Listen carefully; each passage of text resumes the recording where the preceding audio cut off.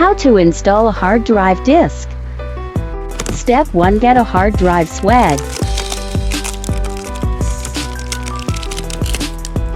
Step 2. Mount the hard drive.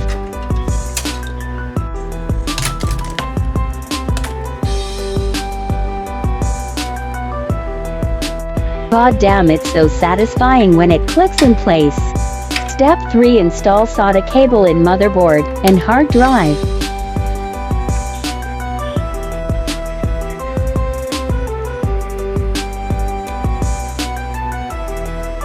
Step 4. Plug in power SATA cable from PSU.